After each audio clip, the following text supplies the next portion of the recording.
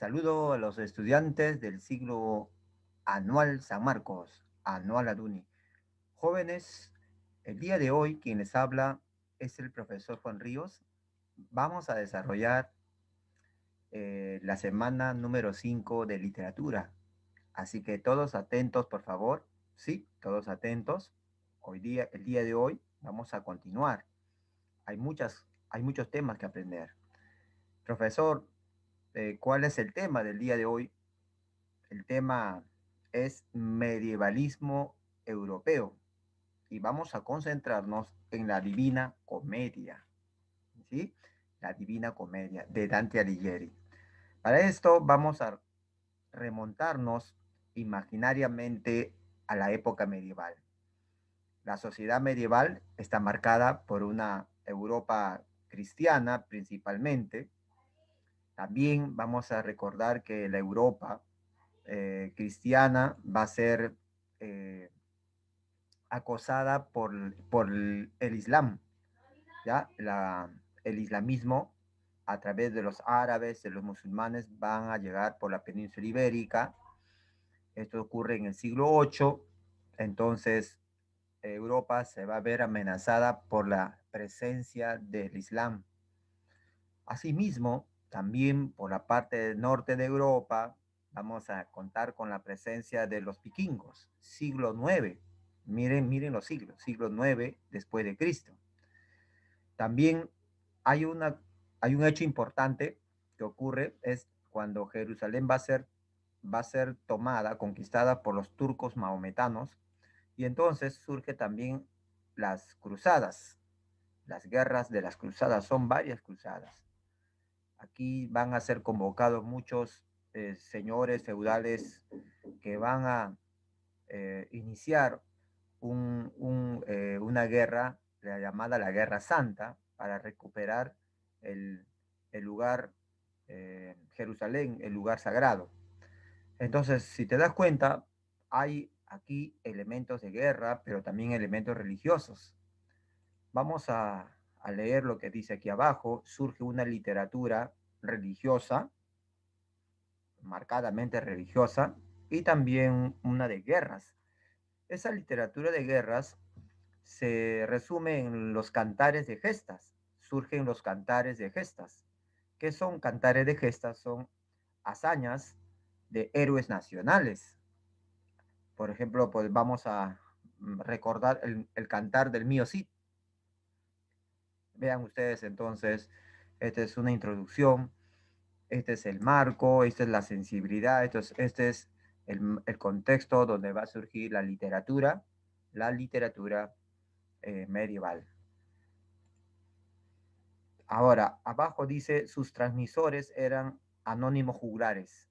Los juglares eran poetas populares que se encargaban de difundir los cantares de gesta. Es una sociedad bastante insegura, bastante belicosa.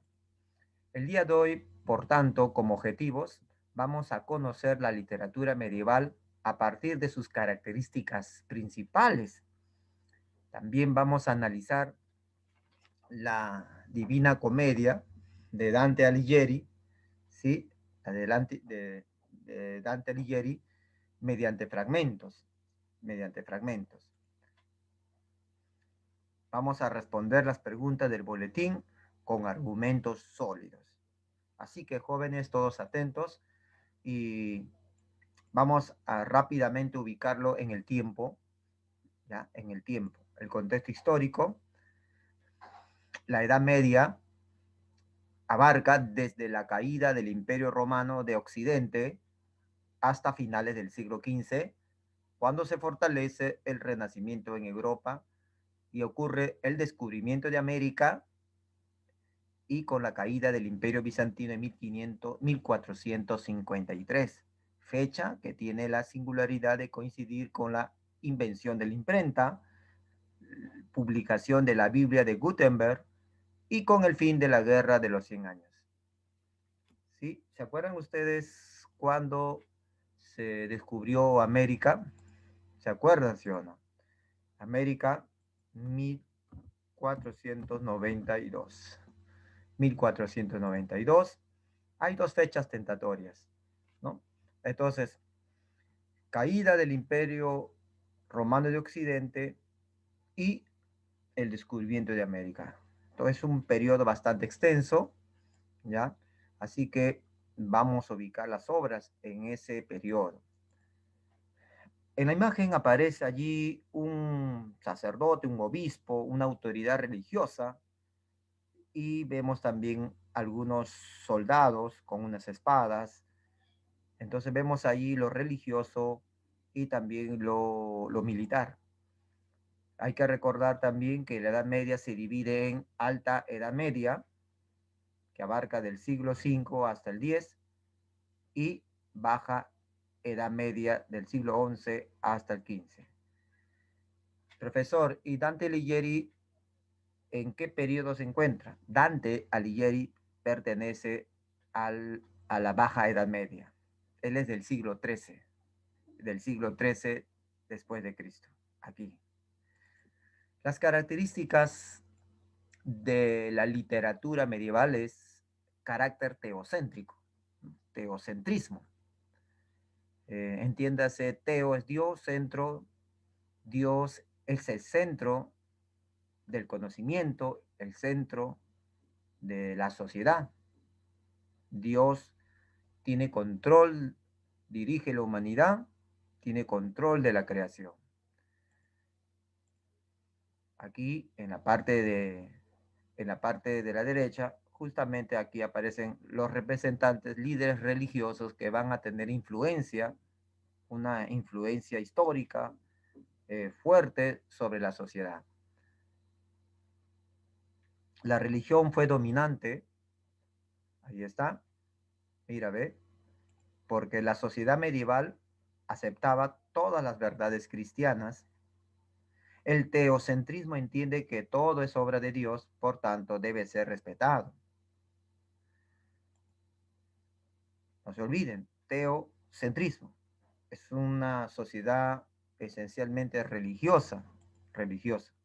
En este periodo, la Iglesia Católica fue la institución que unificó al mundo occidental.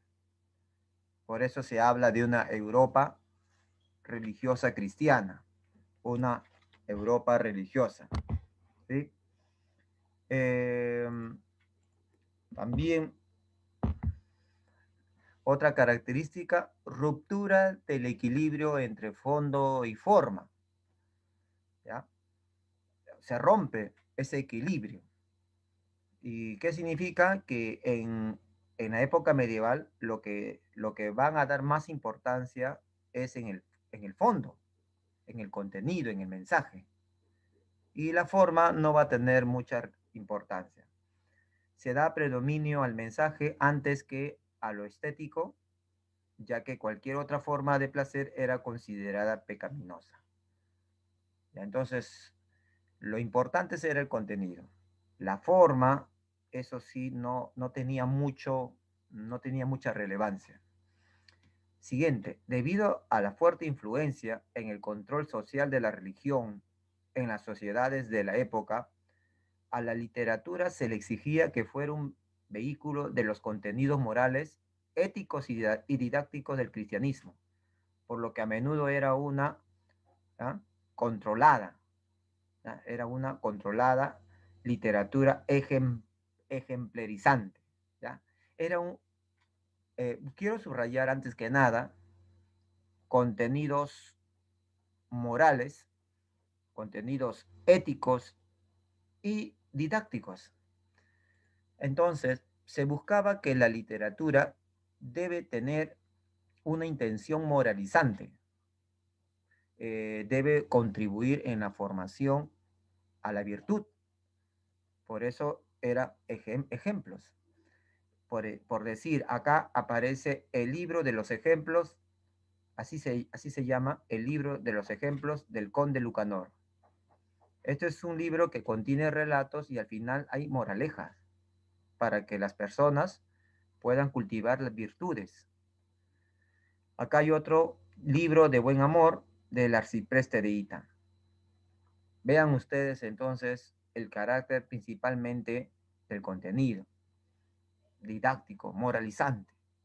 ¿Qué te parece? Otra característica, el espíritu nacionalista. La nación. Aparecen los héroes nacionales. En el género épico aparecen los cantares de gesta desarrollados por los juglares. No se olviden que los juglares eran poetas anónimos, poetas populares, que se encargaban de difundir esas hazañas. Se destaca el nacionalismo en estas obras. ¿Ya? Los juglares eran quienes narran las hazañas de un héroe guerrero, por ejemplo, el cantar del mío Cid, el cantar de Roldán, el cantar de Roldán. El cantar del mío Cid está escrito en español, ¿ya? El cantar de Roldán está escrito en francés, son lenguas romances, ¿ya? Vamos a poner acá lenguas romances. Son lenguas que surgieron del, del latín vulgar, del latín vulgar. Son lenguas romances, son lenguas populares, son lenguas del pueblo. Y entonces las lenguas romances eran usadas para para la creación artística. Profesor, ¿y el latín? El latín, el latín, el latín era una lengua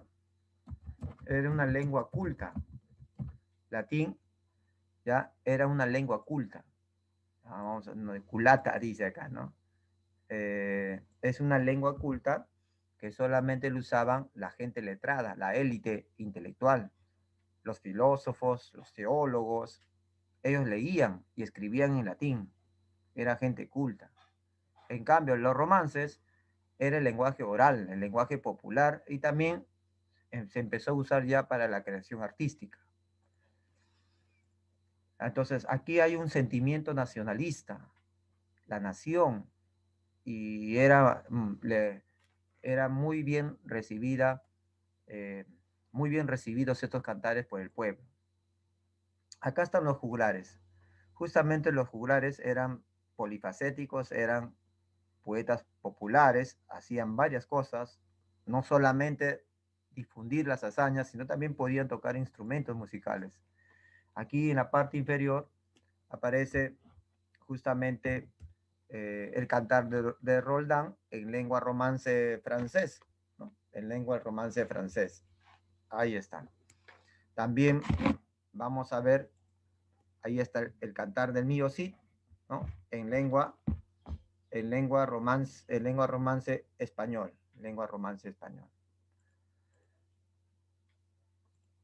Surgimiento de nuevas especies literarias. Ahora, aquí también va a surgir el relato, el cuento va a surgir. Se desarrolla también el cuento, ahí está, por ejemplo, el Decamerón, de Giovanni Boccaccio. El Decamerón es un libro que contiene 100 cuentos, escrito por el italiano Giovanni Boccaccio. ¿Ya? Deca significa 10 y amero significa día, son 10 días. En este libro se narra, la presencia de 10 jóvenes que se van a aislar, se van a vivir aparte en el campo, y cada día uno va a contar un cuento. Así vamos a obtener 100 cuentos. 100 cuentos. Entonces, nace el cuento, ¿ya? Como creación artística. Aquí están los jóvenes, ¿no? Están contando un cuento por día. El Decamerón. Vamos nosotros a concentrarnos, ¿ya? Nosotros vamos a concentrarnos en Dante Alighieri. Él es de Italia, él es de la provincia de Toscana. Vamos a ubicarlo en el del siglo XIII, de la Baja Edad Media. Dante Alighieri, el italiano, él es representante del dulce estilo nuevo. El dulce estilo nuevo es una escuela que agrupa poetas cultos. Repito, era una escuela de poesía que congregaba a poetas cultos. En el dulce estilo nuevo se idealizaba a la mujer. La mujer era una manifestación de la belleza. Se idealizaba el amor, un amor purificado. Y allí Dante pertenece a esta escuela. Los versos deben ser agradables, melodiosos, versos angelicales. Dante pertenece a este grupo.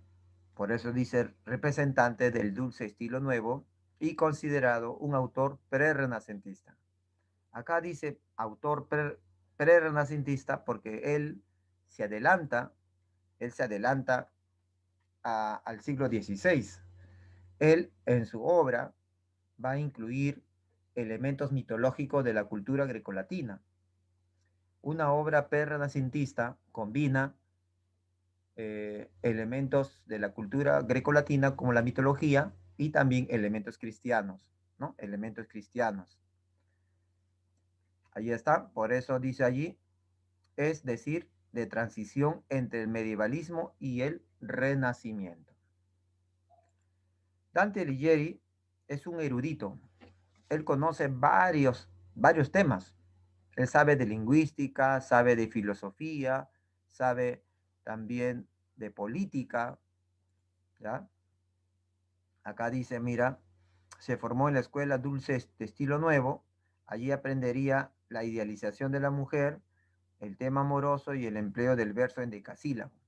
El verso en decasílabo es aquel que tiene 11 sílabas métricas.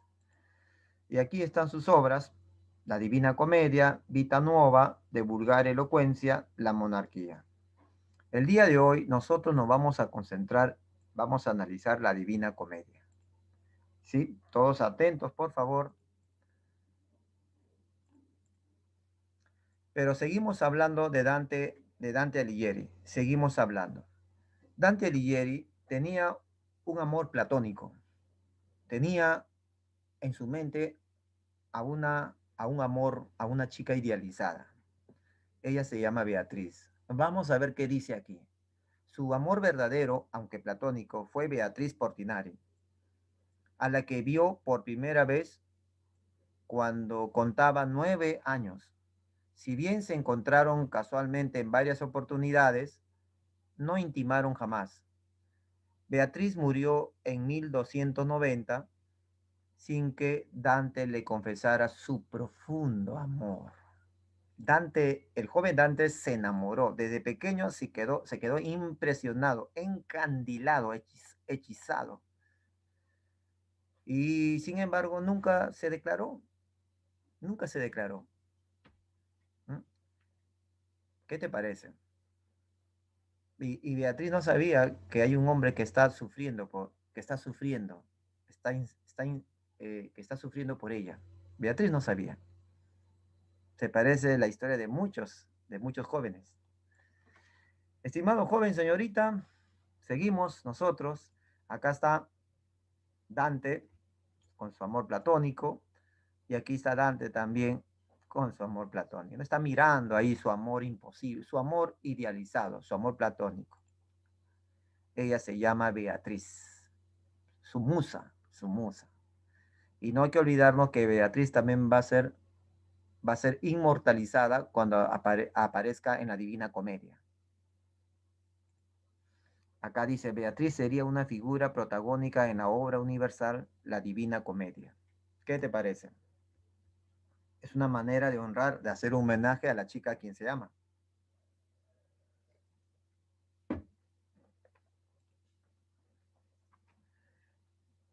Análisis de la Divina Comedia. ¿Sí? Todos atentos.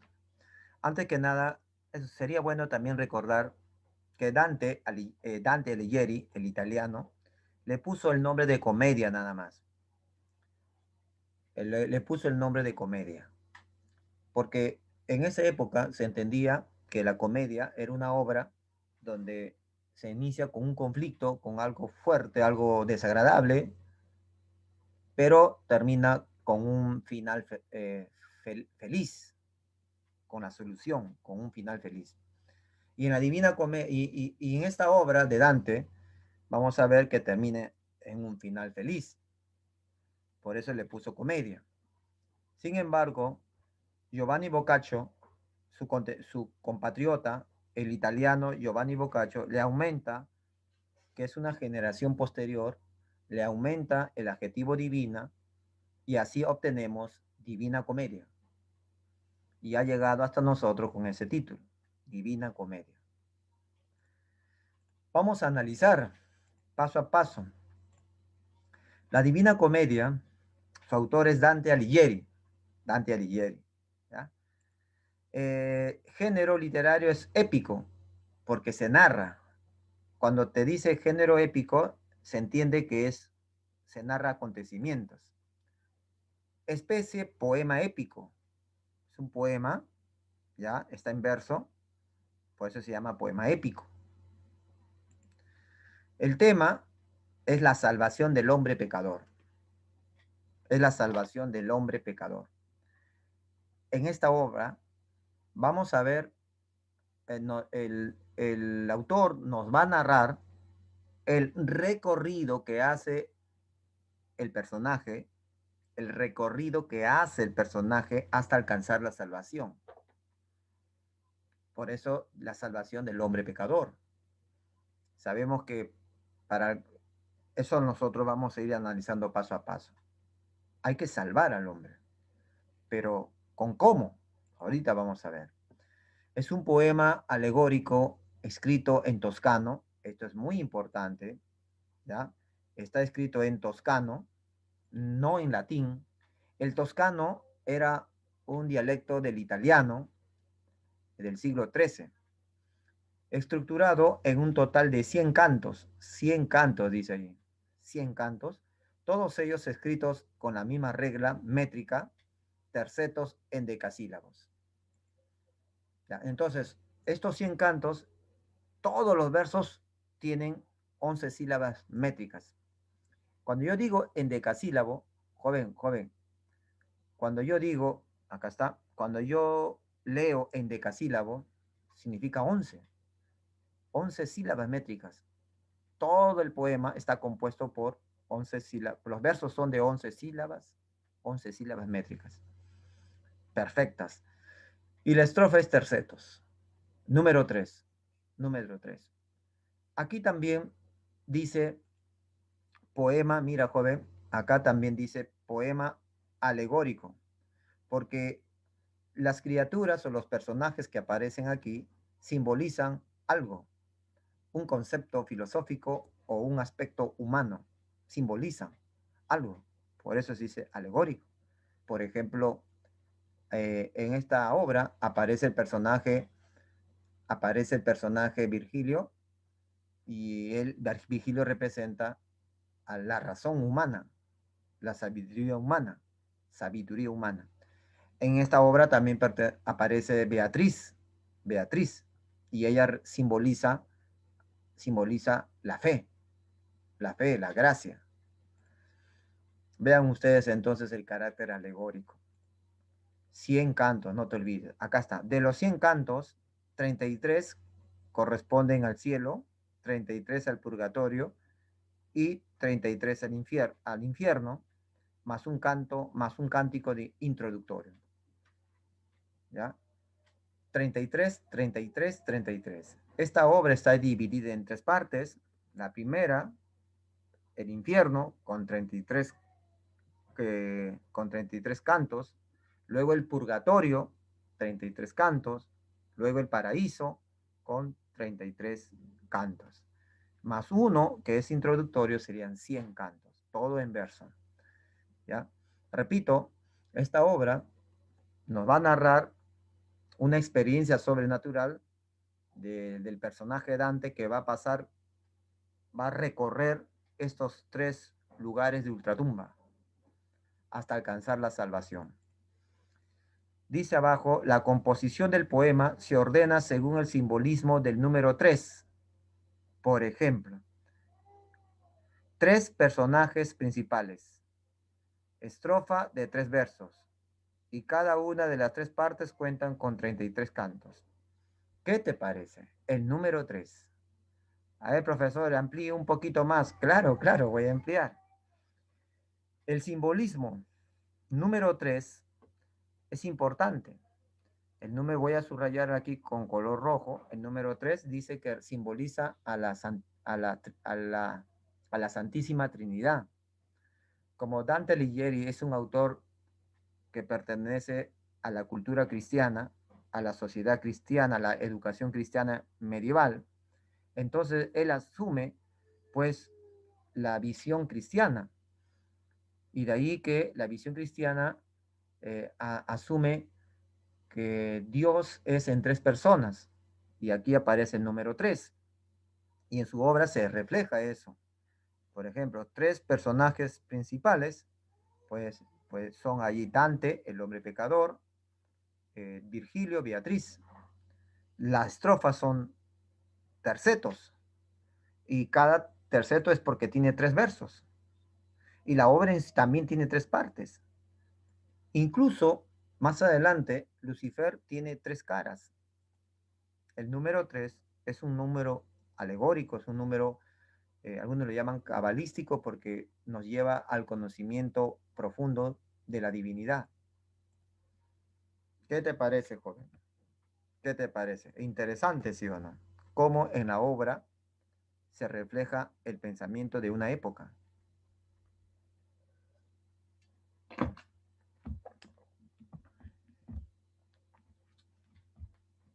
Vamos a continuar.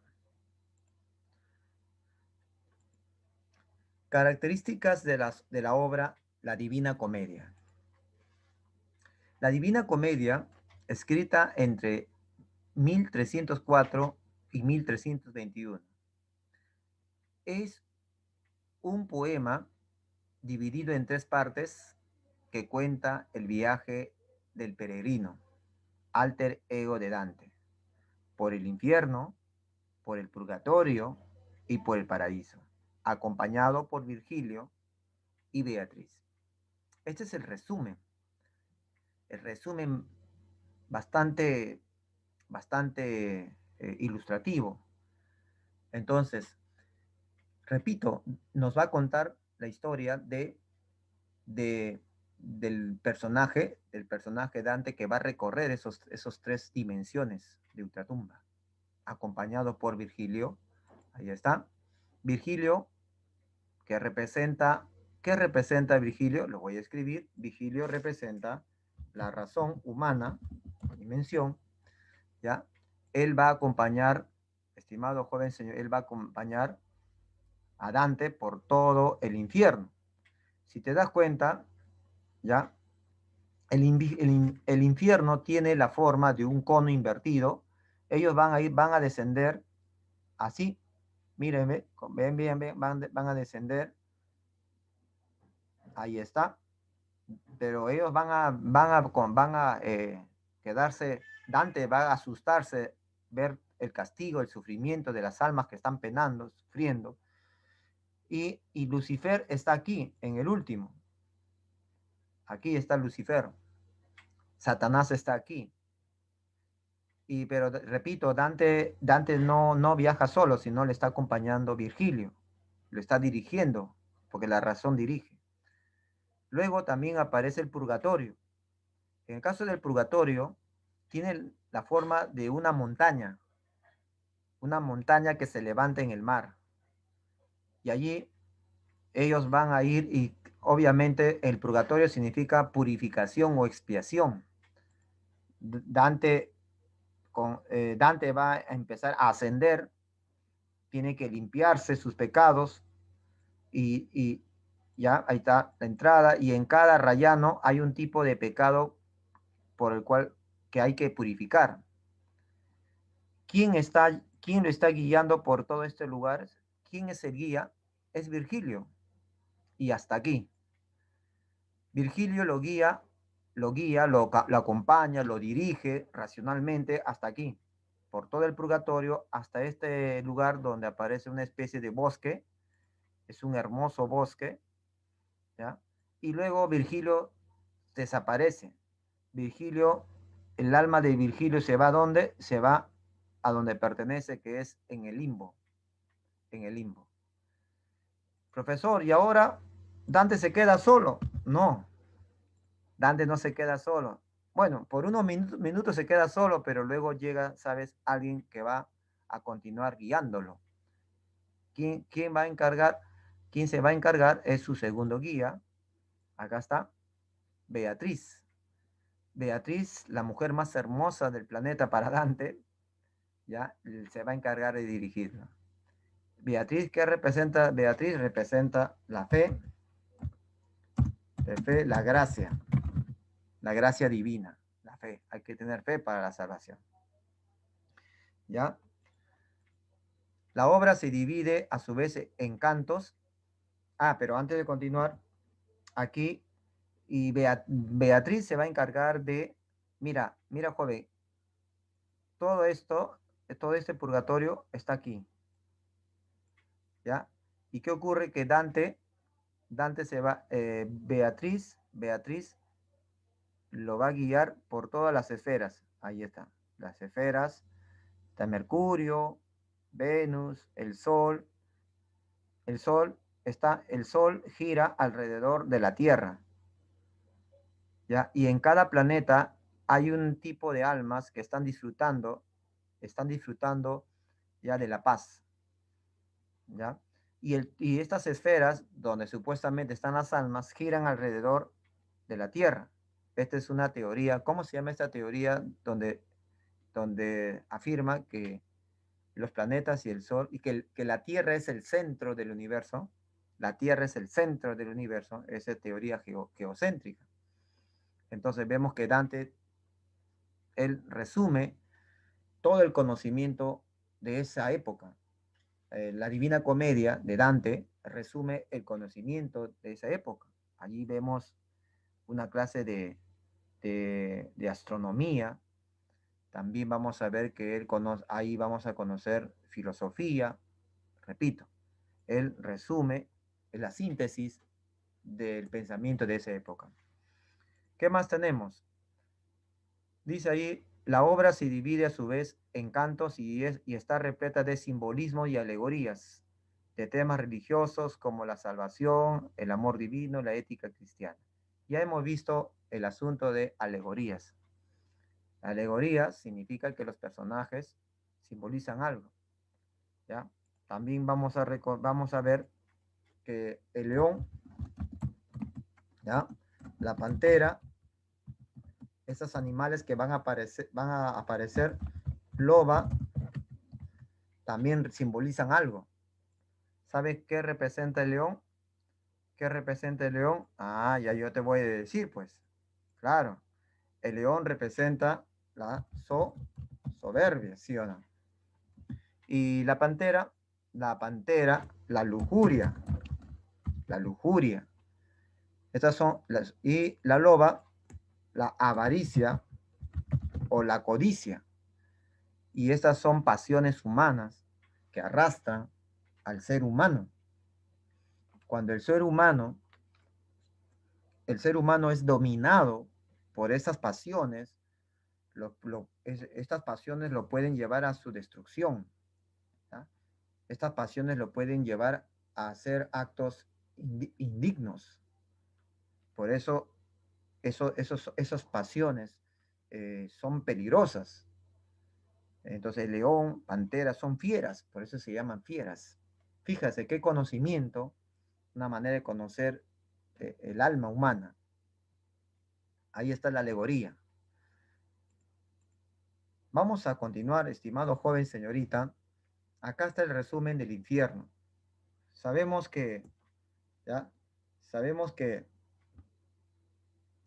el, el, de esos tres lugares de ultratumba, el infierno es el que tiene mayor relevancia. ¿Ya? Tiene mayor relevancia. Por eso que queremos incidir aquí. Hemos afirmado que el infierno tiene la forma de un cono, como puedes ver, ¿ya? Que se va achicando y, y cada vez que va descendiendo, Dante con Virgilio van a encontrar escenarios terribles donde se castigan las almas por el tipo de pecado. Vamos a ver aquí, estimado joven señorita, dice, cuando ellos van descendiendo, acá dice, vamos a escribir, indiferentes, las almas que son indiferentes. Eso está, ¿qué significa? ¿Quiénes son? Ahí está, aquellos que vivieron su vida sin sentido. También aquí están, aquí están las personas que, los negligentes, los flojos, los descuidados, los que no querían arriesgar, los que no quieren hacer algo, algo relevante. Son los dejados, los indiferentes, los indolentes. Y son, aquí entre paréntesis aparece allí los que son mordidos por mosquitos y gusanos. Dante sigue descendiendo, ¿ya? Pero para eso hay un río que tienen que cruzar, se llama el río Aqueronte. Ahí está. Y hay un barquero, mira, ve, ¿cómo se llama el barquero? Se llama Barquero Carón. Se encarga de, se encarga de transportar las almas que llegan. Dante y Virgilio siguen descendiendo y acá están los no bautizados. ¿Y en qué círculo está? Ellos están en el círculo número 1. Su castigo, que no verán a Dios. Los no bautizados son aquellas personas que han muerto sin haber confesado, sin haber declarado, sin haber reconocido que que Jesús es real.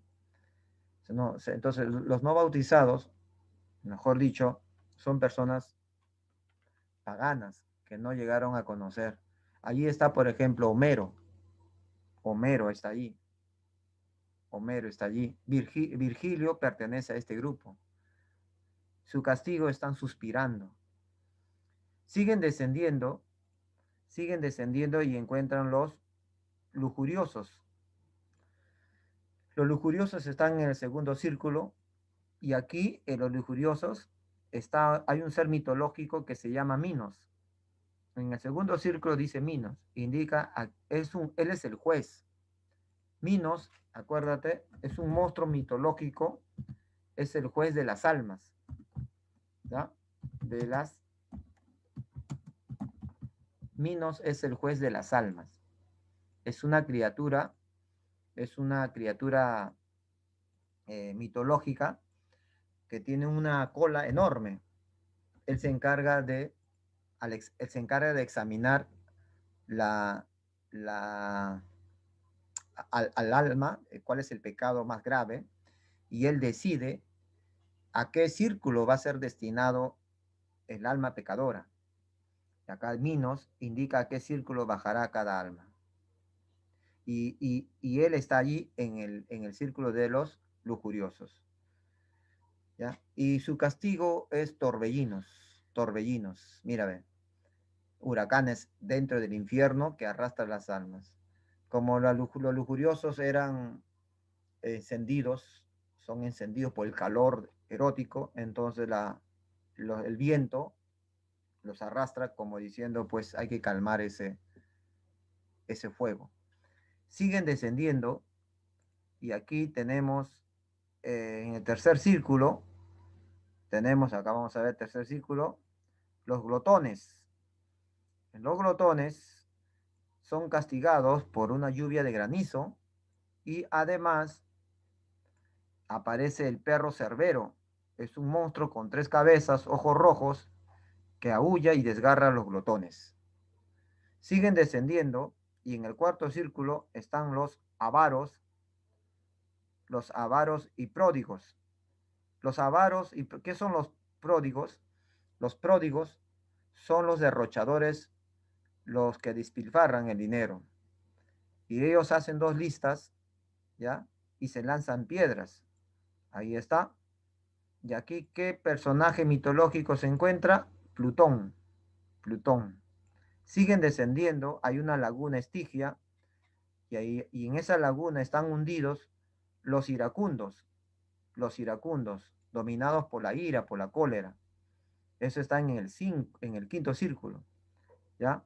Y ahí aparece un barquero que es Flegies, otra criatura mitológica. Siguen descendiendo y hay unas murallas sucias, tenebrosas, ¿no? Unas murallas que están ahí debajo de la tierra. Ya ellos tienen que seguir descendiendo hasta llegar al sexto círculo. En el sexto círculo están los herejes o heresiarcas. ¿Qué son los herejes? Son aquellos religiosos que niegan alguna doctrina de la cristiandad. Los herejes son aquellas personas religiosas que afirman o niegan alguna doctrina de la cristiandad, ¿no? Por ejemplo, Jesús es Dios hecho hombre, hecho carne. Pero si un religioso afirma que Jesús nunca ha sido Dios, solamente un hombre, entonces allí hay una herejía. Y ahí ellos están castigados en sepulcros ardientes. Acá está, mira, ve. Allí está el Papa Anastasio. El Papa Anastasio está allí en uno de esos sepulcros ardientes. Quiero que observen que él en estos lugares de castigo, él va a poner a personajes religiosos, papas, va a poner a más de un papa, va a poner allí, va a poner también otras autoridades religiosas, va a poner enemigos políticos. Siguen descendiendo y en el séptimo eh, hay un río y en el séptimo están los violentos. En el séptimo están los violentos, ¿ya? ¿Y qué tipo de violentos? Vamos a ver qué dice. El séptimo círculo se divide en tres: un río, un bosque y un desierto hirviente. Y hay tres tipos. ¿Por qué tres? Porque hay tres tipos de violentos. Un tipo de violento es cuando violenta contra su prójimo, cuando mata a su prójimo. Otro violento es contra uno mismo, cuando uno se suicida, es pecado, suicidarse es pecado. Y el otro violento es cuando uno blasfema contra Dios. Esos son los tres tipos de violentos. Siguen descendiendo, llega al octavo círculo, aparecen los fraudulentos. Ahí está. El octavo círculo se divide en 10 fosos. 10 fosos con distintos castigos. Aquí están 10 tipos de engañadores, 10 tipos de mentirosos, ¿no? De mentirosos. Justamente toda esta semana hemos sido testigos, ¿no? Todo esto de cómo eh, los gobernantes del Perú, ¿no? Son corruptos, mentirosos, engañadores, mitómanos, engañan. Hay 10 tipos de formas de engañar, los fraudulentos. Siguen, siguen avanzando y hay unos gigantes y llegan al noveno círculo. Para Dante, el pecado más grave de todos está aquí, en un lugar llamado Cosito, ¿ya? En un lugar llamado Cosito, que es un lugar de hielo. Curiosamente, aquí hay hielo. Ahí está Lucifer. Lucifer está en el centro de la tierra, está allí de la cintura hacia abajo. Él está ahí hundido en un hielo, ¿ya? Vamos a ver qué dice. El noveno círculo, lago congelado, ¿ves? Hay un lago, ahí está el lago congelado donde se encuentran sumergidos los condenados, se castiga a los traidores. Se divide en 4 fosos. En el último, Lucifer castiga a Judas. Lucifer está mordiendo a Judas, a Bruto y a Casio. Bruto y Casio son los traidores de Julio César. Ya vean ustedes, hemos hecho una descripción así sucinta, pero nosotros lo vamos ahora a mostrar con imágenes y con textos. Ahí está el resumen. Bueno, que ya hemos hecho un resumen, pero aquí lo vamos a hacer así de manera breve también para reforzar. Acá el personaje Dante está en una selva oscura, Dice, la primera parte describe cómo Dante se encuentra perdido en un bosque oscuro, una selva oscura. En su mediana edad, 35 años él tenía cuando se pierde en este bosque y entra en una cueva al pie del monte Sión cerca de Jerusalén. Ya ahí. Entonces así empieza cuando él no sabe cómo explicar, pero él aparece de que está perdido en una selva oscura, ¿ya? A mitad del camino de la vida, en una selva oscura me encontraba porque mi ruta había extraviado. Cuán dura cosa es decir cuál era esta salvaje selva áspera y fuerte que me vuelve el temor al pensamiento. Así empieza, estos son los primeros versos de la obra, cuando Dante describe la selva oscura. No hay que olvidarnos que la selva oscura, ya, la selva oscura simboliza el mundo pecador, ¿no? El pecado, mundo pecador, el pecado, la maldad. Y así, eso es la condición.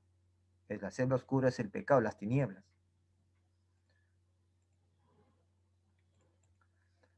Y Dante intenta eh, ascender, como hay mucha oscuridad, él intenta ascender, quiere salir de esa selva, pero se encuentra con unas fieras. Mira, acá hay un león.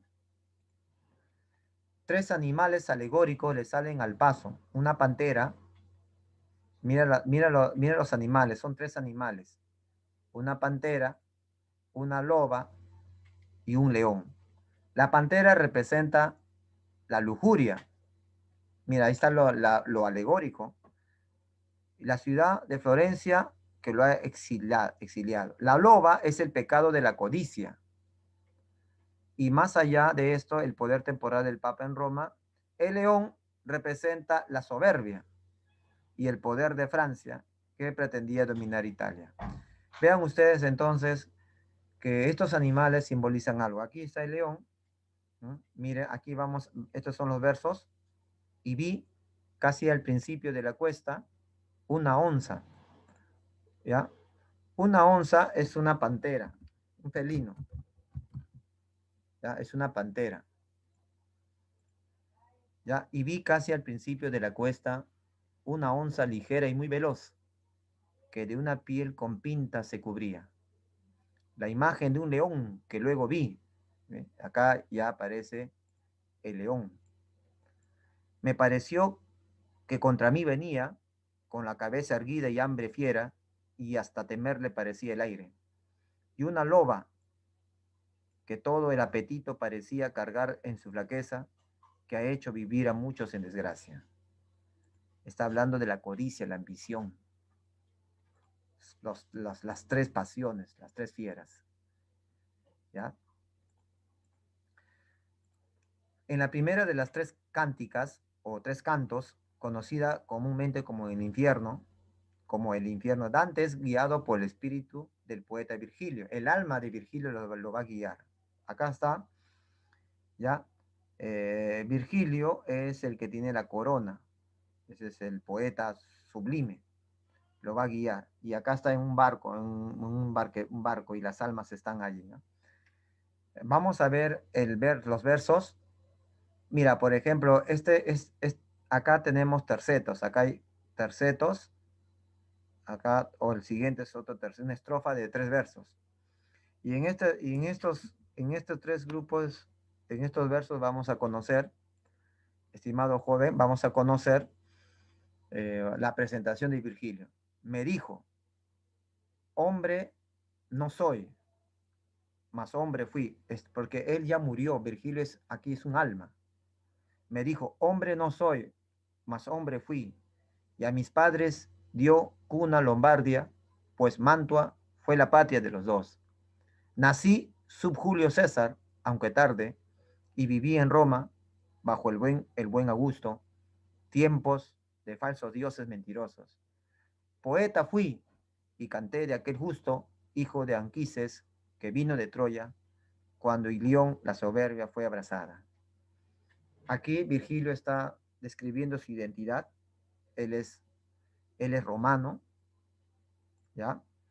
Él es romano, bajo el imperio de Buen Augusto, él nació, él vivía en Roma, dice, él es romano, y él reconoce que creía en los falsos dioses mentirosos, también es poeta, está describiendo, sí, está describiéndose. Y él es el autor de la Iliad, de la Eneida, ¿ya? Porque dice, canté de aquel justo hijo de Anquises que vino de Troya. Él es el autor de la Eneida.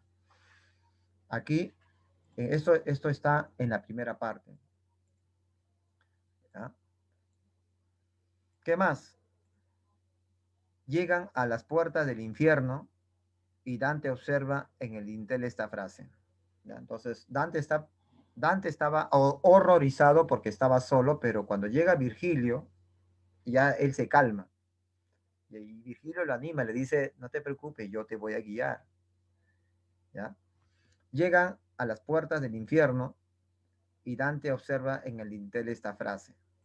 Mira, por mí se va hasta la ciudad doliente, por mí se va al eterno sufrimiento, por mí se va a la gente condenada.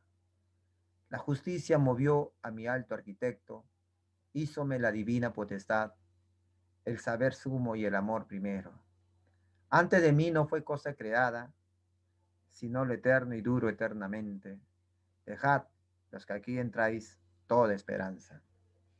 Entonces, las almas que entran aquí, no hay esperanza. Quedan por la eternidad. Quedan para la eternidad. Con un castigo eterno. Los que entran, nunca van a salir. Es terrible. Las almas son conscientes. ¿Ya? Aquí rápidamente vamos a ver el antiinfierno o vestíbulo. Antes de pasar, ¿qué significa el antiinfierno o vestíbulo? O sea, antes de entrar al primer círculo, hay un lugar que se llama el vestíbulo. Es como la entrada o, vamos a decir, el hall. ¿Ya? Dante, justo después de entrar a un círculo, se encontraba un espacio en el cual penaban las almas que habían vivido sin cometer méritos ni infamias. Son almas que habían vivido sin cometer méritos. Es decir, no habían hecho algo bueno para su familia, algo bueno para su patria. Son gentes negligentes, ociosos, flojos, los inútiles. Acá está, mira, ve. Son los inútiles, los indecisos, que eran perseguidos por insectos y avispas que los picaban en todo el cuerpo. Ese es lo primero que encuentran. Es lo primero que, ¿ya? Ahí está. Vamos a leer este fragmento, dice allí, con el terror ciñendo mi cabeza, dije, maestro, ¿qué es lo que yo escucho? ¿Y quién son estos que el dolor abate? Y él me repuso, esta mísera suerte tienen las tristes almas de esas gentes que vivieron sin gloria y sin infamia. Están mezcladas con el coro infame de ángeles que no se rebelaron, no por lealtad a Dios, sino a ellos mismos. ¿No? No, estos son indiferentes, son egoístas, ¿no? Son egoístas, no quieren ayudar, no quieren hacer algo por la patria, por su familia. Esos son las almas que están ahí, los negligentes, ¿ya? Los indiferentes. Dante, Virgilio los está describiendo. Y ahora sí, señores y señoras, damas y caballeros, ahora sí vamos a pasar ya al primer círculo, el limbo, ¿no? ¿Qué, qué idea tienes del limbo? Se dice que el limbo es el lugar donde van las almas que no han sido bautizadas. Esos son los paganos, ¿no? Espacio para aquellos que han sido buenas personas en vida, pero no recibieron el bautismo, lo que les impide entrar en el cielo. Dante lo describe como un lugar con prados y castillos. Así lo describe, es un prado, hay vegetación, hay árboles en este lugar. pero las almas están suspirando, porque nunca van a ver, nunca van a llegar al cielo. Dice, su castigo, sentir el deseo nunca satisfecho de conocer a Dios. Siempre se van a quedar con ese deseo de conocer a Dios, porque ellos son paganos. Aquí está Homero, aquí está Virgilio. Vamos a leer, dice, quiero que sepas que espíritus llorosos son esto que tú ves. El maestro dijo, antes de ir a otros antros tenebrosos. No pecaron, ni el cielo los maldijo, pero el bautismo nunca recibieron, puerta segura que tu fe predijo. Antes del cristianismo, ellos nacieron, no adoraron al Dios omnipotente, y uno soy yo de los que así murieron. Virgilio es uno de los que murieron sin conocer el verdadero el cristianismo. Homero también está ahí. Y Virgilio se va a reunir con Horacio, con Homero, ¿ya? Ahí van a estar un momento con ellos. Es un bosque. Personajes: Homero, Aristóteles, Platón, Averroes. Son hombres inteligentes, intelectuales, que han hecho cosas buenas, pero no se bautizaron.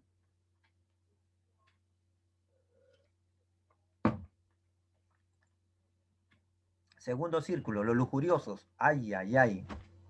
Viene de lujuria. ¿Qué es lujuria? Joven, ¿qué es lujuria? Son las personas que tienen un deseo por el sexo, un deseo desordenado por el sexo opuesto, ¿no? Por el sexo. Los lujuriosos. Eso los lleva a cometer pecado. Y ahí está. Aquí se encuentra la puerta al verdadero, aquí se encuentra la puerta al verdadero infierno, donde son juzgados los recién llegados. En el segundo círculo están las personas que en vida se dejaron arrastrar por la lujuria. ¿Ya? La lujuria hace trapo al hombre, lo hace trapo, lo lleva a cometer actos pecaminosos sexuales, de infidelidad también. Vean ustedes aquí las almas. Mira, las almas están en la imagen, puede ver, las almas están siendo arrastradas por un viento huracanado. No lo dejan en paz. El viento no los deja en paz. Castigo: un fuerte viento que sopla sin descanso y arroja a los habitantes de este círculo al suelo y a las paredes. Los arrastra, joven. Profesor, cuándo va a cesar ese viento? Nunca. No van a tener paz. Y vamos a ver aquí en el fragmento, en estos versos, la borrasca infernal que nunca cesa. Borrasca es viento, joven, es vendaval, es un viento fuerte. Infierno. La borrasca. Lo que pasa es que acá en Perú nosotros no hemos vivido borrascas o huracanes. Eso mayormente ocurre en las zonas de las islas caribeñas, por Florida, por ahí por Cuba, Haití, por esa zona. Por esa zona allí hay vientos huracanados que destruyen, joven, son fuertes. Es la mata a gente, así, de una manera, puede ser, es catastrófica. Entonces, nosotros acá en Perú no hemos vivido eso. Acá nuestro vientecito, ¿no? Es para jugar a la cometa nada más. Pero allá, sí. Y este es un viento horrible, joven, que las almas son arrastradas y no pueden encontrar paz. Vamos a ver lo que dice allí, en el texto, ¿ya? Vamos a ver. ¿Listo? Todos. La borrasca infernal que nunca cesa, en su rapiña lleva a los espíritus, volviendo y golpeando, les acosan. Cuando llegan delante de la ruina, allí los gritos, el llanto, el lamento, allí blasfeman del poder divino. Comprendí que a tal clase de martirio los lujuriosos eran condenados, que la razón someten al deseo. ¿Ya? O sea, la razón está siendo dominada por el deseo del sexo, la lujuria. ¿Ve? Ahí está la lujuria. Y aquí, acá está personajes: Aquiles, Tristán, Paris, Cleopatra, Helena. Y también hay un personaje, todos ellos están dominados por el amor. Helena cometió adulterio, ¿no? Se fue con Paris. Helena de Troya se fue con Paris. ¿Ya? Vean entonces aquí estos sujetos que han cometido, que han sido arrastrados, dominados por la lujuria, por la lujuria y les llevan a cometer adulterio. Se meten con personas que no son su pareja, con personas que no es su pareja, ¿no? Nosotros hemos sido testigos de ello también en las noticias, como un líder político se metió con una mujer del partido, engaña a su esposa, se mete con, un, con una chica, con una mujer del partido, en un departamento exclusivo, ¿no? Y todavía con globitos, iban a comer y ahí se produce un incendio, ¿no? Y ahí estaba una mujer y el político. Esa mujer no era su esposa. ¿Qué hace ahí? Metido los dositos. ¿Eh? Entonces, la lujuria los arrastra a cometer pecado, ¿no? Es un pecado condenado. Entonces, vamos a ver ahí está, ¿no? Entonces, si no se arrepiente ese individuo, de hecho va a terminar allí. En el tercer círculo están los golosos, los glotones, la gula, los dominados por la gula, comen demasiado, ya demasiado. Aquí Dante y Virgilio continúan encontrando pecados incontinentes. Incontinente significa que no lo pueden, o sea, no pueden dominar esos pecados, o el pecado los domina a la persona, en particular la gula, la glotonería. Y aquí vemos en la imagen una lluvia que está cayendo a las almas. Una fuerte lluvia mezclada con granizo cae sobre los pecadores inmersos en el fango. El monstruo del Hades, Cerbero, desgarra a quienes habitan en este círculo tercero. Acá aparece el monstruo Cerbero como hemos visto. Mira la lluvia. Era el tercer recinto, el de la lluvia eterna, maldecida, fría y densa. De regla y calidad no cambia nunca. Grueso granizo y agua sucia y nieve descienden por el aire tenebroso, hiede la tierra cuando esto recibe. Hiede significa que apesta la tierra cuando está cayendo esta lluvia sucia. Cerbero, fiera monstruosa y cruel, caminante, ladra con tres fauces, porque tiene tres cabezas, tres bocas, joven, sobre la gente que aquí es sumergida. Rojos los ojos, la barba unta y negra, y ancho su vientre, y uñosa sus manos, clava a las almas y desgarra y desuella. Bueno, en esta imagen falta Cerbero, pero ustedes ya lo han visto ya en otros lugares. Es un perro. Creo que en Harry Potter, en uno de esos capítulos, los jóvenes me dicen que han visto ahí Cerbero, ¿no? Cerbero. Personaje Siaco es un personaje de la época de Dante. El cuarto círculo tenemos, aquí están castigados los avaros, los tacaños, los que tienen plata y no quieren compartir, los tacaños, y los pródigos son los despilfarradores. Y aquí ellos tienen que levantar rocas, ya como castigo, empujar grandes y pesados objetos a lo largo del círculo y chocar constantemente con otros grupos. Entonces forman allí, ambos tienen que hacer una fila llevando rocas y luego tienen que chocar y se insultan, se insultan. Acá dice, estamos en el cuarto círculo, Pape Satán, Alepe, grita grita Pluto con voz estropajosa y el grande sabio, sin que en voz discrepe, dijo, no podrán los poderes que tienen detenernos, ni al bajar esta escarpa ha de ofendernos. Volvióse luego a aquella boca fiera y dijo, cállate, lobo maldito, de tu rabia consúmete en tu hoguera.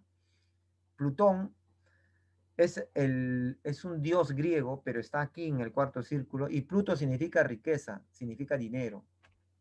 Pluto significa riqueza, dinero, y es el nombre de un dios malvado, y está aquí, ahí está, con rabia, en este círculo. El quinto círculo están los iracundos, los que no logran controlarse. Es una laguna donde moran las personas iracundas, donde moran o viven o sufren, deberían ser sufren, las personas iracundas y los perezosos. Sobre todo son los iracundos, los dominados por la ira. Aquí está un demonio, ¿ya? Y en esta laguna debajo están las almas rabiando, arañándose, mordiéndose, están así, sufriendo y no pueden salir. Los iracundos están inmersos en el fango de su ira, condenados a golpearse entre ellos. Los perezosos se ahogan hundidos también. Los perezosos también están ahí. Vamos a leer el texto. Dice, poco después vi al ente maldecido, despedazado por fangosa gente. Momento que por mí fue bendecido. Gritaban todos a Felipe Argente, y el florentino espíritu furioso en sí propio clavaba el fiero diente. Se dice que Felipe Argente vamos a decir, un hombre aristócrata bastante soberbio, impaciente, y podía golpear, matar por su ira, ¿no? Y ahí está, ¿no? Felipe Argenti, allí está dentro, está sufriendo el castigo eterno, la ira. Sexto círculo, los herejes. Ya hemos dicho que los herejes son aquellos religiosos que niegan una verdad de la doctrina de la cristiandad. Aquí vemos la imagen, Dante y Virgilio están observando tumbas, ¿ya? Y hay fuego, son candelas, como la brasa, y ahí están las almas sufriendo, están quemándose, pero no terminan de consumirse. Aquí son castigados los herejes en sepulcros en llamas. Oh virtud suma, vamos a leer ya. Oh virtud suma, que en los infernales círculos me conduces a tu gusto, háblame y satisfaces mis deseos. A la gente que yace en los sepulcros, ¿la podré ver? Pues ya están levantadas todas las losas y nadie vigila.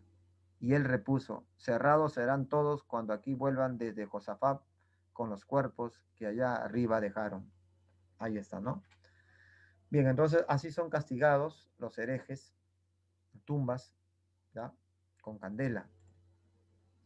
Personajes ilustres son Farinata Degli, Uberti, Cavalcanti, dei Cavalcanti, ¿no? Bueno, son nombres italianos, muchos de ellos son conocidos por Dante, son personajes de la época de Dante.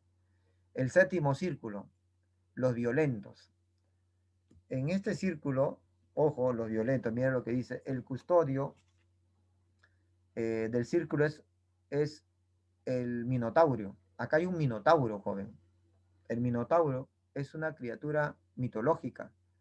Eh, es mitad hombre y mitad toro. Tiene cuernos. Aquí son castigados los violentos y se divide en tres anillos, en tres pozos, ¿no? Por ejemplo, aquí es un bosque donde Dante y Virgilio están caminando por el bosque oscuro y ahí hay unas aves que se están defecando, están encima de los árboles y están defecando encima de los árboles. Y Dante agarra una ramita y la ramita habla, porque la ramita es el castigo, son almas que se han convertido en plantas. Vamos a ver, son tres tipos de violentos. El primero, los homicidas, los violentos que han matado. Los homicidas y criminales están hundidos en un río de sangre hirviendo. ¿Ya? Están hirviendo, así como, joven, ustedes han visto cuando hierve el agua, ¿sí o no? Hierve el agua, hierve el agua, es horrible. Si metes tú el dedo, nadie va a meter el dedo porque horrible. Ese es asesino, meter el dedo. ¿Qué ocurre? Que está hirviendo sangre y ahí están las almas, los homicidas criminales. Ese es violento contra su prójimo. En el segundo están los violentos contra sí mismos. es con los que se suicidan. Son convertidos en árboles que son picoteados y desgarrados por arpías. Las arpías son las aves, acá está en la imagen, son las aves. Son criaturas tiene cabeza, el busto es de un ser humano, de una mujer, pero el resto del cuerpo es de una ave, ¿ya? Arpías se llaman eso. En el tercer grupo, los blasfemos, sodomitas y usureros están en un desierto ardiente con una lluvia de llamas.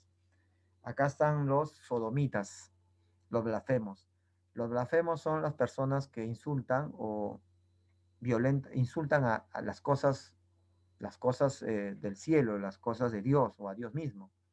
Los sodomitas son aquellos hombres que practican relaciones sexuales prohibidas por la Biblia, ¿no? Tener sexo con un hombre, un hombre tiene sexo con otro hombre. Eso sería sodomita y ese es castigado. Ellos están allí, según la Biblia, en un desierto ardiente con una lluvia. Bueno, así también lo describe Dante Alighieri.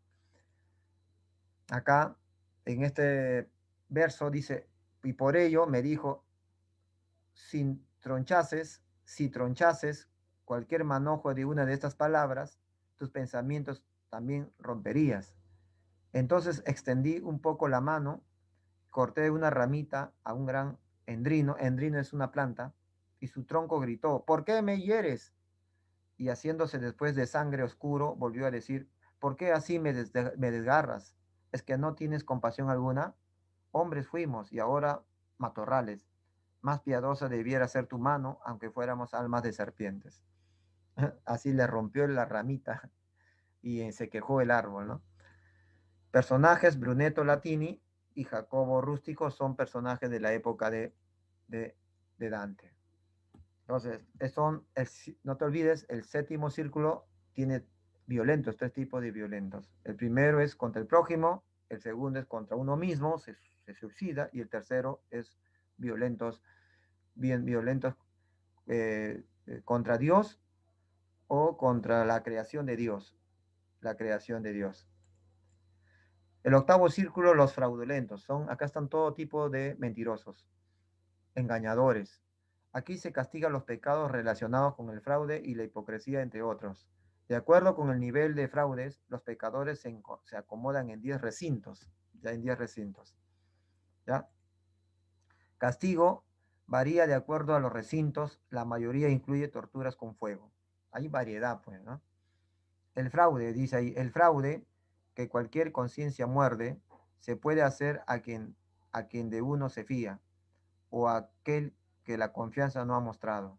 Se diría que de esta forma matan el vínculo de amor que hace natura, y en el segundo círculo se esconden hipocresía, adulación, quien hace falsedad, latrocinio y simonía, rufianes, barateros y otros tales. Aquí están todo tipo de los que hacen fraude, de todo tipo, económico, de palabra, todo tipo de fraudes. Y personajes ilustres, Ulises, por ejemplo, es un mentiroso. Está aquí, en los fraudulentos. Diomedes, Guido de Montefeltro, son personajes italianos. Y el último, ya para terminar, el noveno círculo. El noveno círculo están los traidores. Para Dante, el peor pecado en el infierno es la traición. ¿Ya? El último círculo también está dividido en varias estancias y además está habitado por gigantes, que al mismo tiempo son condenados y custodios. Vamos a ver, hay 4 zonas diferenciadas: Caína, Antenora, Ptolomea y Judeca. ¿Ya? De estos lugares, Judeca viene de Judas, y aquí están el peor tipo de pecado. En el centro del infierno está Satanás, descrito como una espantosa bestia con 3 caras, una roja, una negra y otra de color amarillo. Ahí está en la imagen, en el centro, ya un lugar llamado Cosito. Mira, ve, ahí está mordiendo a Judas en una boca, al lado, pero también hay otra boca al lado izquierdo y a la derecha otra boca, y está mordiendo a 2 traidores más. ¡Qué asombro tan enorme me produjo cuando vi su cabeza con 3 caras! Una delante, que era toda roja, Las otras eran dos, aquellas unidas por encima del uno y el otro hombro. Se uníanse en el sitio de la cresta. Entre María y Blanca la derecha aparecía y la izquierda era tal los que vienen de allí donde el Nilo discurre, o sea, oscuro, negro. Y ahí está Satanás, ¿no? Satanás. Este es el noveno círculo, ¿ya? Estimado joven, señorita, hemos hecho el recorrido turístico del infierno, lugares tenebrosos donde las almas están sufriendo, las almas están maldiciendo, no tienen descanso por toda la eternidad. Esta obra tiene un fin didáctico moralizante. Se dice que Dante escribió esta obra para inmortalizar, ¿sabes a quién? A Beatriz, pero sobre todo tiene un fin didáctico, lo escribió con una intención moralizante de que los cristianos reparen, acuérdense que la vida del hombre es breve y cuando muera tiene que enfrentar la otra realidad. ¿A dónde va a ir? Entonces su fin es moralizante, para que el hombre recapacite, deje de pecar, deja de mentir, deja de engañar. Eso destruye. Entonces tiene un contenido moralizante, ¿no? Dante dice que tiene un contenido repito, mejorar, de mejorar a las personas. Estimado joven señorita, hasta aquí sería la participación. Esto es la parte teórica e inmediatamente vamos a pasar a la resolución, a la práctica. Muchas gracias por su, muchas gracias por su paciencia. ¿Ya? Bien, nuevamente nos encontramos, estimado joven, señorita. Vamos a desarrollar en esta oportunidad las preguntas eh, o las preguntas que forman parte de la práctica dirigida. Son 6 preguntas. Todas ellas tienen que ver con el tema de medievalismo europeo. Así que todos atentos, por favor. Tenemos allí la semana 5, literatura práctica dirigida semana 5. Vamos a empezar con la primera pregunta. Dice, sobre la literatura medieval, elija las características correctas. Te voy a dar un minuto para que tú puedas eh, dar con la respuesta. ¿Ya?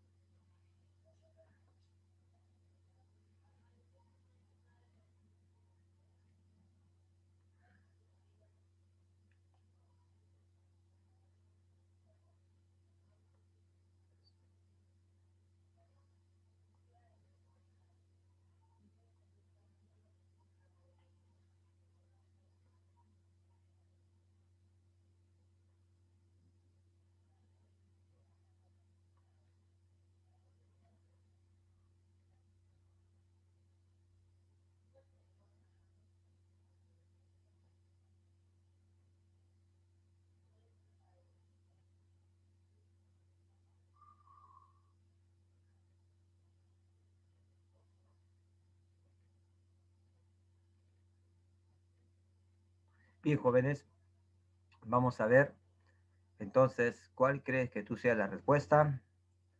En primer lugar, dice la número 1.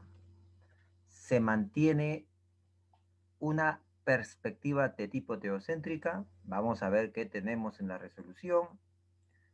Dice, la literatura medieval tuvo un marcado teocentrismo. Dios es el centro del universo. Los intelectuales empezaban a explorar, conocer la teología, y efectivamente Dios es el centro, Dios tiene control de la humanidad, de la historia, y efectivamente eso es verdadero. Dos, las lenguas romances eran tomadas como cultas. ¿Qué eran las lenguas romances? Eran las lenguas que surgen producto de la evolución del latín vulgar, el portugués, el castellano y el francés, y bueno, y otras. Pero eran consideradas como cultas, no. La lengua culta era el latín. Por lo tanto, las lenguas romances se usaban para creaciones literarias, el latín era la lengua culta. Entonces, solamente el latín era la lengua culta. ¿Ya? El romance no, el romance era popular. El romance era popular. 3. Surge el cantar de gesta y mostró un carácter nacionalista. Eso lo hemos visto desde el inicio. Ahí está. Surge el cantar de gesta que narra las hazañas de un héroe nacional. Eso es verdadero. Ejemplo, podemos recordar el cantar de Mío Cid. 4. La escolástica se configura como su base ideológica. La escolástica es un sistema de pensamiento filosófico religioso, ¿no? Entonces, eso era el pensamiento que predominaba en los intelectuales de esa época. Entonces podemos decir que es verdadero. La escolástica, corriente teológico-filosófica, fue su base ideológica, ¿no? Tenemos, eso es verdadero. En filosofía seguro ya ustedes van a ampliar qué es la escolástica, es en la época medieval, ¿no? Y la número 5, rechazó el dogmatismo y la ciencia eh, se desarrolló plenamente. En la época medieval, estimado joven señorita, en la época medieval, la ciencia se desarrolló plenamente, falso. Eh, la ciencia empieza a desarrollarse a partir de la edad moderna. Entonces, en el medievalismo no. También dice ahí, rechazó el dogmatismo. Al contrario, el dogmatismo es el pensamiento aceptado como algo verdadero, irrefutable. Por lo tanto, eso es falso. La literatura medieval se caracterizó por ser dogmática, no rechaza, al contrario, defiende el dogmatismo y la ciencia sufrió un gran retroceso. Por lo tanto, la respuesta es la letra C. La respuesta es la letra C. Vamos a continuar con la pregunta número 2.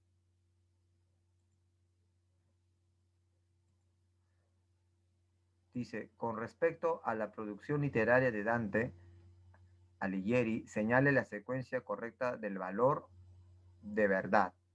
¿Verdadero o falso? A ver, un minuto para examinar.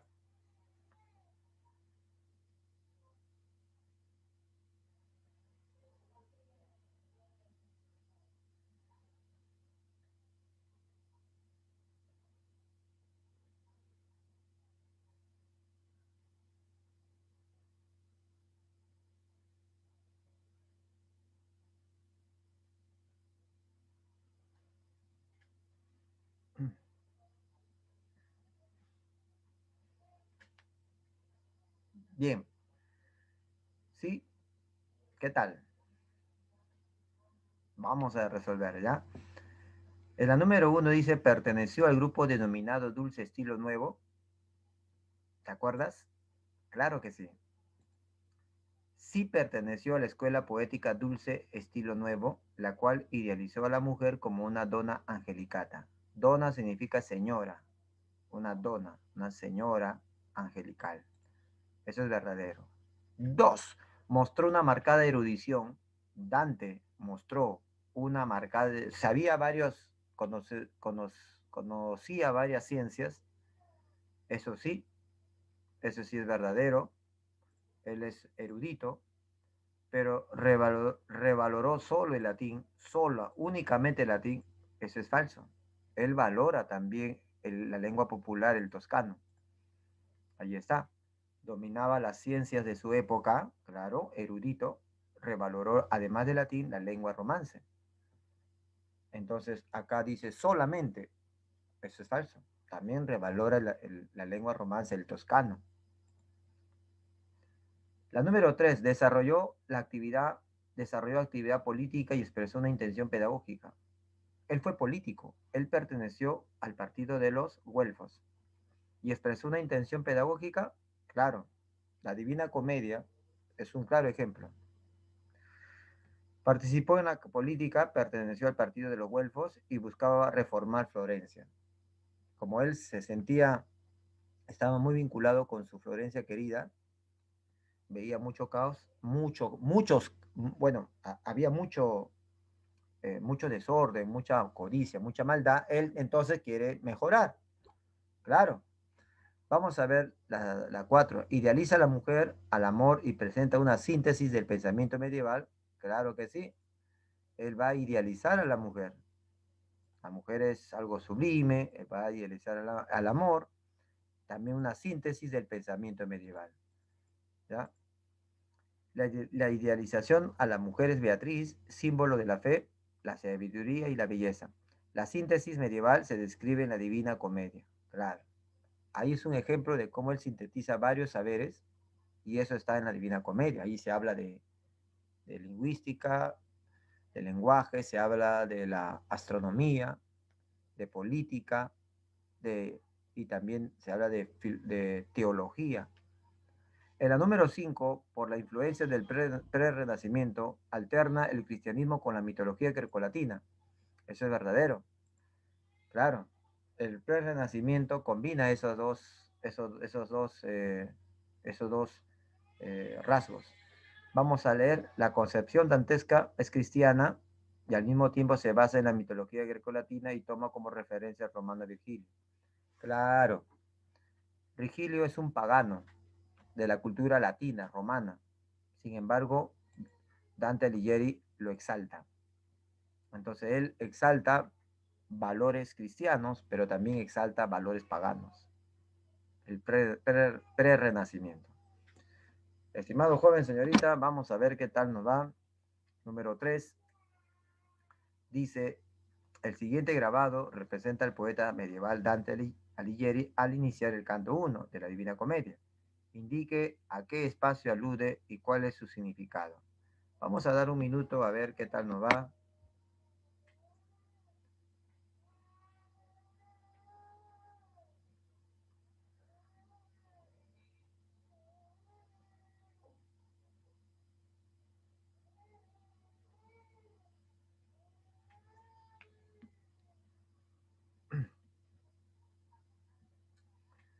Bien, como tú puedes observar, vemos en la imagen un bosque oscuro y él se encuentra solo. Dice, en el bosque de los herejes, ¿ya? Como simbolización del dolor, ¿ya? Pero de los herejes, ¿te acuerdas que los herejes se encuentran no en un bosque, los herejes se encuentran dentro de tumbas del cual salen llamas? Entonces no puede ser, ¿ya? Ve, la entrada al infierno donde se manifiesta el pecado, en la entrada del infierno tiene un rótulo, tiene un título. Una selva agreste, ahí está la selva, correcto, y oscura, oscura también, que representa el pecado. Eso es correcto, la selva representa el pecado. Ahí está. Vamos a leer lo que dice en el anterior grabado de Gustavo Doré. Nos muestra la escena del poeta medieval Dante Alighieri perdido en una selva oscura al iniciar el canto 1. En este poema épico de carácter alegórico, Dante representa al hombre pecador y la selva agreste y oscura la vida pecaminosa. Por lo tanto, la respuesta es la letra C. ¿Ya? La letra C.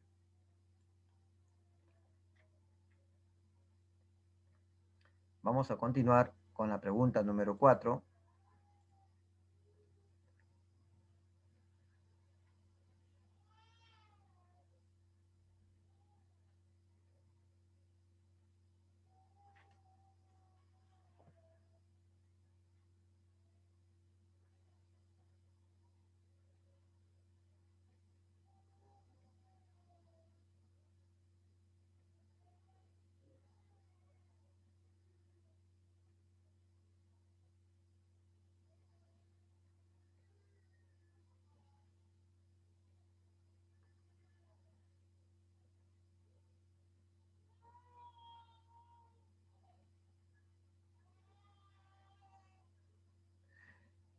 Bien, jóvenes, este es un poema, perdón, este es un fragmento, son versos que pertenecen al segundo círculo, ¿ya?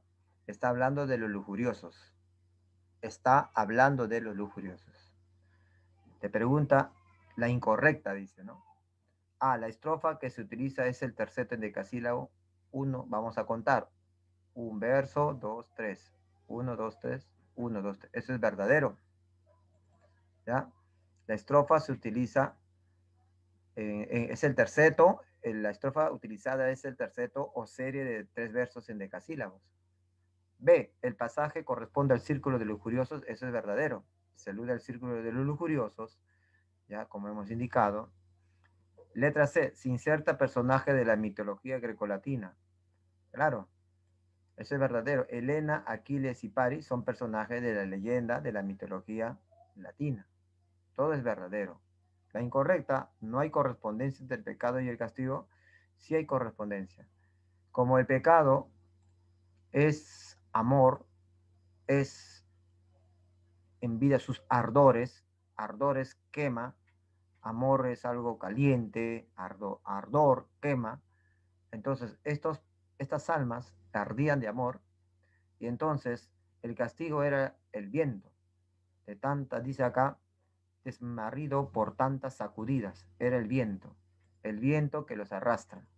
Entonces, la respuesta es sí hay correspondencia entre el pecado y castigo. Se hace referencia a los lujuriosos, están condenados a ser impelidos por un viento, un fuerte viento que los embiste contra el suelo y paredes. Entonces, la respuesta sería letra D, dado. Letra D, dado. ¿Sí? Ahí está. Nos alistamos entonces para la siguiente pregunta, la número 5. ¿Qué tal? ¿Qué tal? Ahí está.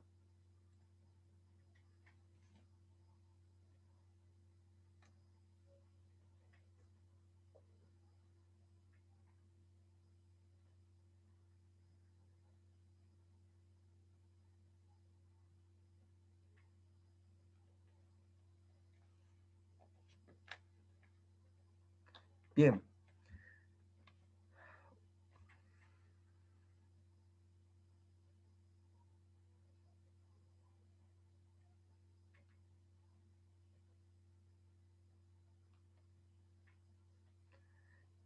bien, joven. En esta pregunta te está diciendo, dice ahí bien claro, que Dante, el hombre tentado por los pecados, Virgilio, poeta simboliza la razón humana, Beatriz, mujer que representa la fe.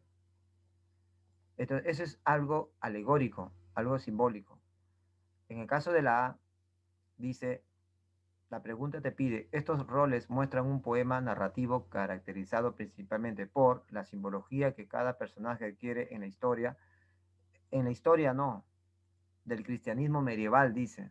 Son 10 siglos, son 10 siglos del cristianismo medieval. Y Beatriz pues no representa no representa algún periodo de la historia medieval. No, no, no. Por eso que no puede ser la A. Elementos épicos que muestran la acción de los personajes, tampoco. ¿Ya? C, la presencia de la alegoría, eso sí, alegoría, en tanto que cada personaje representa la dimensión humana verdadera. ¿Ya? La D de dado, la pertenencia de los tres personajes al mundo cristiano, lo que revela su fe en Dios. De los tres personajes al mundo cristiano. No, no, acá hay un personaje que no pertenece al mundo cristiano, que es Virgilio. Virgilio no pertenece al mundo cristiano. Por lo tanto, la respuesta es la letra C. ¿Ya? Ahí está. Acá dice en la parte inferior del cuadro, los personajes Dante, Virgilio y Beatriz se convierten en símbolos o alegorías de aspectos de dimensión humana.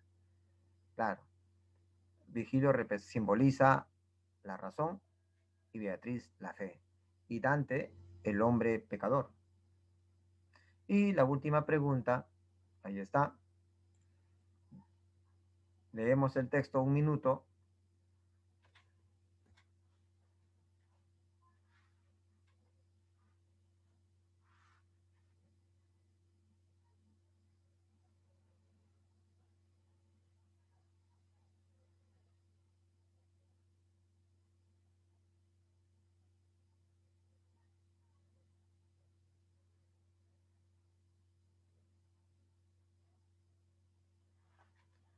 Muy bien, en esta pregunta te pide a qué personaje.